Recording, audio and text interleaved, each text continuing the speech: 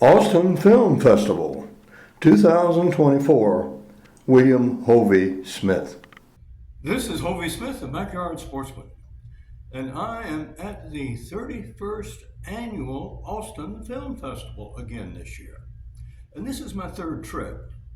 My purpose in doing this video is to give you an idea from a writer's point of view, what's available here at the festival and actually how to get the most out of it, even if you are mobility impaired as I am. It is accessible in the sense that Austin usually has a mild climate. When the festival is held in October and early November, compared to the winter climes that you can sometimes seriously get into in places like Sundance, where you will have snow, or at least they would hope you would, since it's a ski resort. Well, snow country in the western mountains, for me, is too much risk to go to. The flights might not make it, your baggage might not make it. It could be a really miserable experience, and particularly if you're getting around on something with wheels. So that sort of cuts that one out for me. But Austin, on the other hand, allows even a person with limited mobility to come and get a lot out of the festival. This year in particular, the events are arranged within just a very few blocks. So I am staying at the Stephen Austin Hotel. Many events are held in this facility. Others are held in the Omni, which is about 2 blocks in that direction, or at St. David's, which is just a block beyond the Omni. So you can get there, even in wheelchairs. And if you can't pull yourself or push yourself up some of these hills, just grab somebody to give you a hand. Don't be embarrassed to do that.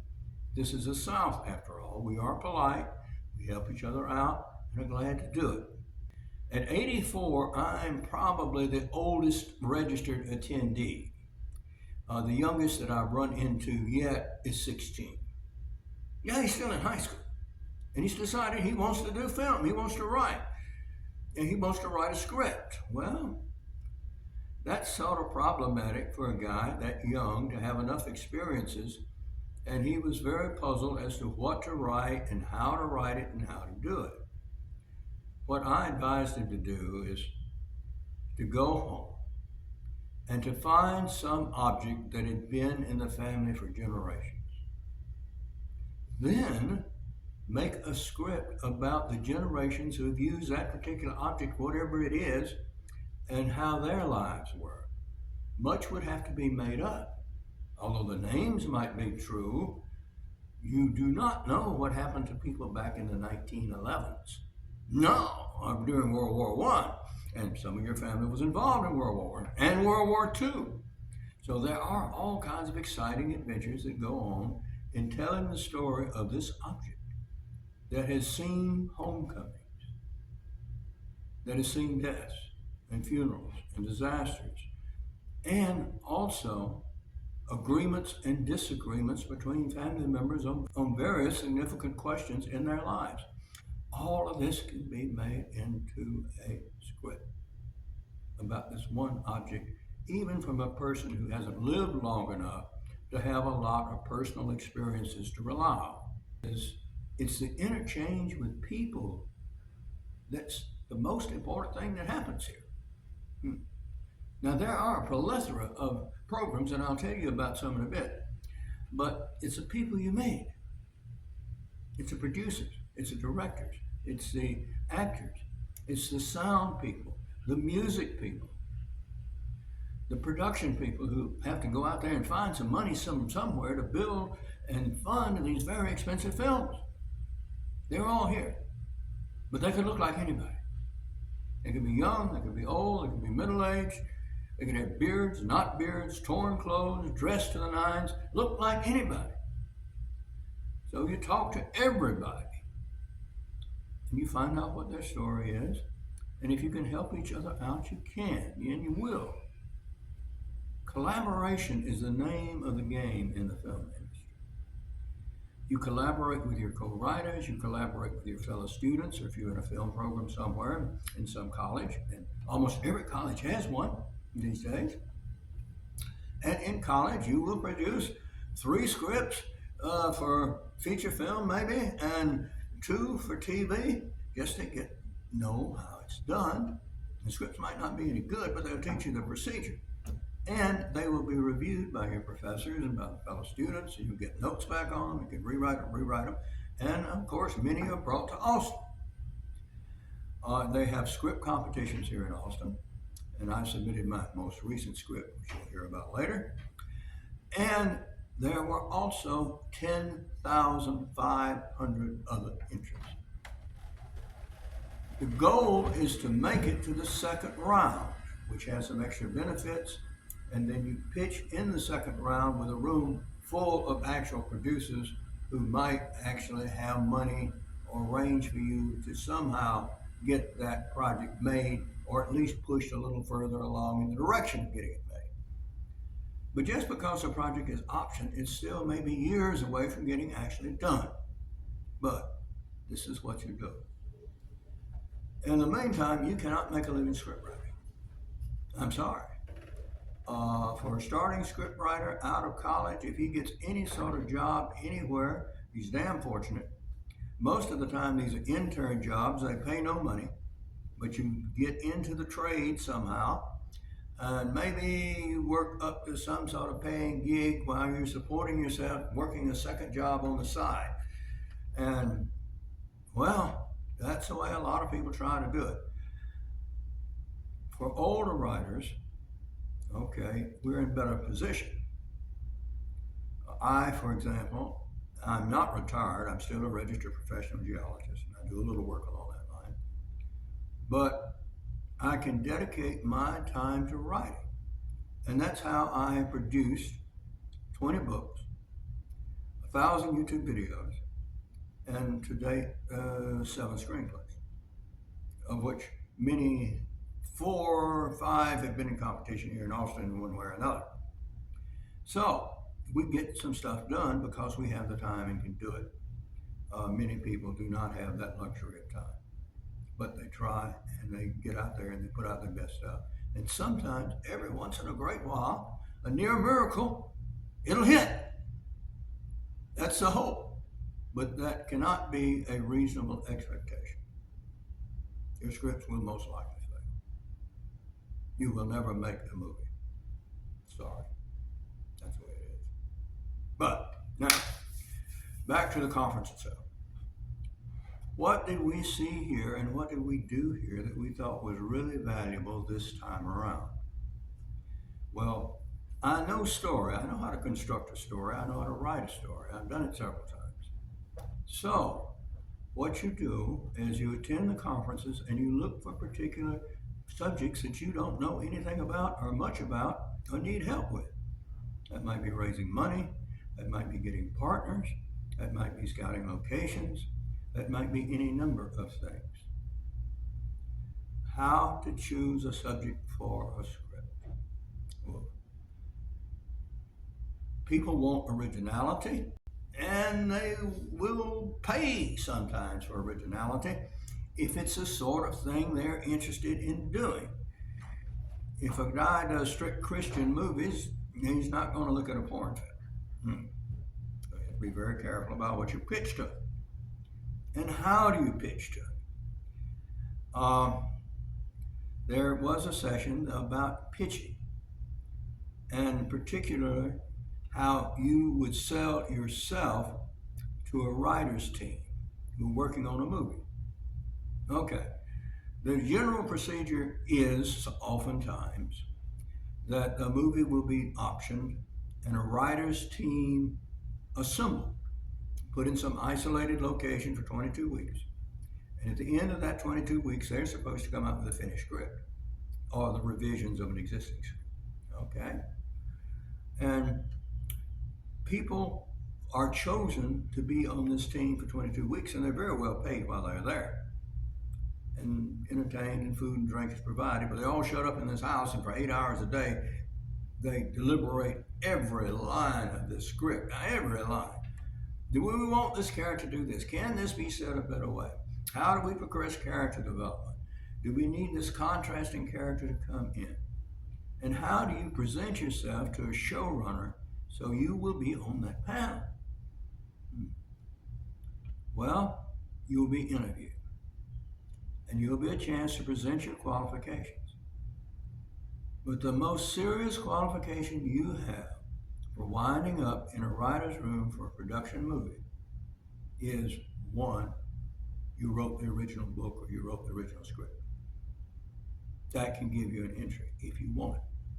I personally would not, but if you want it, that would be an entry.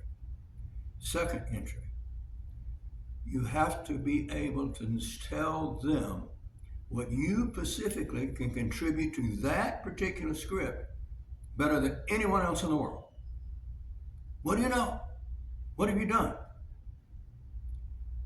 What can you produce to show them that you can actually produce work, collaborate with 6 or 8 other individuals in a constructive manner without being argumentative? You defend your points all right, but you don't get up and start calling names and stuff like that in a writer's room. What you do is you just cooperate with the people.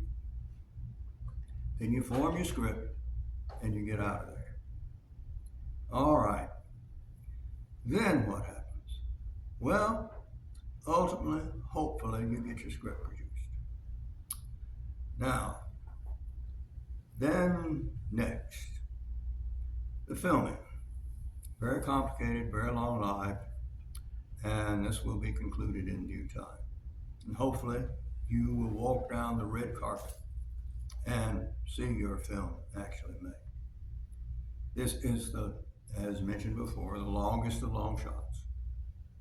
It would likely never happen, but you try. Now, the practicalities of attending one of these conferences. What do you need to bring with you? Well, obviously you have submitted your script very likely before. It is judged. It is most likely not made it to the second round. You're here surrounded by a world of people that you've never met, some of which you can meet, all of which you should talk to, and see if you can find someone who would really help.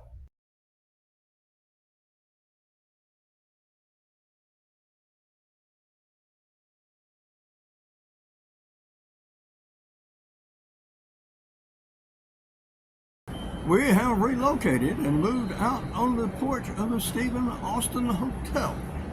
And of course you hear street sounds in the background, and it's early in the morning. But this allows me to show you some details that I could not show you from a position on stage. You'll be given a booklet like this when you arrive. And this has obviously the programs in it. And you can choose which events and panels for each day you would like to attend. And there are several that you would like to attend that are probably given at the same time. Well, for a brief period of about a week after the festival, you can look at the recorded sessions, and then they take them down. But here's how you choose. It tells who the panelists are, what the subject is, and what they really discussed. Now, when you're interchanging with people, you like to exchange information. And one of the best ways to do this still remains the use of a business card. And in this, I have my project, I have its log line, and I have my address, and nothing else. But the critical thing about it is that your card be easily readable even in low light, because you're going to show this to people in bars very often. So say what you have to say, but have it where people can read it. Don't put dark ink on a dark background in tiny fonts and expect people to be able to read it. You may know what it is, but they don't have a clue, particularly after a couple of good bourbons. So, something readable.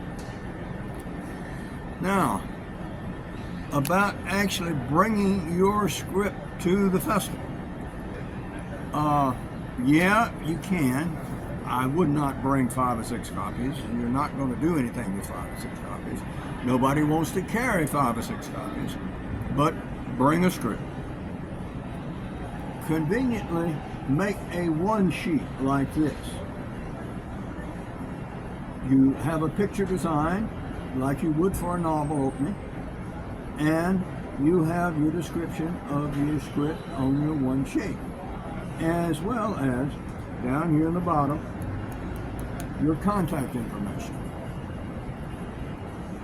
Now, this year in Austin, there are pitch festivals which you sign up for an extra $35, and you are given 90 seconds to pitch your piece. Well, last time I came, we had 3 minutes. Now it is 90 seconds. That's not very long. And my pitch was unsuccessful. And you'll see why in just a second. And this is a pitch I gave for my latest screenplay, The Buzzard Squadron. Love, lust, and divided loyalties threaten the potential world-saving mission of the Buzzard Squadron as an aged B-36 is ordered to strike deep into Russia without using modern communication and location equipment. A 10-engine B-36 bomber from the 1950s is renovated by a multi-branch and multi-race crew as a test vehicle to deliver a final deadly strike after a nuclear exchange between world powers. The test aircraft are prematurely deployed in combat to stop an escalating nuclear exchange that threatens to smother the world with nuclear fallout. The men and women of the officer and enlisted ranks form close bonds during the months they are working on the aircraft, which are heightened when they learn that they will be sent into combat to drop a low-yield nuclear bomb on a Siberian village of reindeer herders to demonstrate the U.S.'s capability to strike anywhere with their stealth aircraft in hopes of preventing an escalating nuclear exchange that would ultimately involve even bombing with nuclear weapons the world's capitals. That's a pitch. What basically was wrong with the pitch? Made time, that was right. The criticism and the fatal flaw in the pitch was that no people were mentioned. The action was described and done well, but no characters were mentioned. The people want to know who the character is. They're going to have to pay big money for a star. Yeah, it's going to be a guy, it's going to be a gal, what is he going to do? They want to know what that character is all about and how he's conflicted and what happens to him in the script. All that has to be squeezed in, into that 90-second pitch. I also do something different from most writers because I have the luxury of time that many of you do not have. That is, the first thing I do is to come up with a concept, and then I write the script. I send the script out for criticisms. I take those criticisms, and then I write a novel. I publish the novel, and then from the novel derive a script again to upgrade and submit to the next year's festival. And that's how I approach my problems. This is what I've done with previous books, such as Until Death Do You Part, An American Family Meets Their Sicilian Cousins, which is a good James Bond kind of adventure, as well as The Goldfarb Chronicles, which is a trilogy and consists of 3 books of different characters. The first one is a situation comedy, the second a Western adventure, and the third a courtroom drama, all of which have screenplays written based on that material. Well, that's the way I work because, again, I have the luxury of time and most people do not. Scripts are very commonly revised. They're not finished until the movie is shown, practically. And so there's no danger in revising a script. And in fact, most successful scripts have been revised in various degrees, perhaps 80 or 100 times. People have had their hands on them and made scratches out and changes whilst the movie is actually being made and before. So, your script is not a sacred object. It is an evolutionary work in progress. And I hope you have good progress with yours. But if you want to get into this business, the Austin Film Festival is a great place to come, great place to be introduced to the community, and you will indeed learn a lot. At 84, I'm still learning, and I'm sure you will too. What would a film festival be like if you didn't actually go and see some films? Well, right next to the Stephen Austin Hotel, there are 2 theaters, and some of these films are being premiered exactly here. Now, these films have won prizes, and they are, well, brand new movies, some of them, and you can go see them. These are offered at several theaters throughout the town, and all of them are more or less convenient to the Austin Hotel and the Opera. So certainly, not only talk to people here, go see some films, see what your fellow scriptwriters are doing differently, and how your work might ultimately play in a theater. So certainly if you're here, take in a movie or 2. But now, this is Hovey Smith, reminding you to hunt what you eat and eat what you hunt. Be legal, be ethical, be safe. Goodbye, God bless, and see you next time.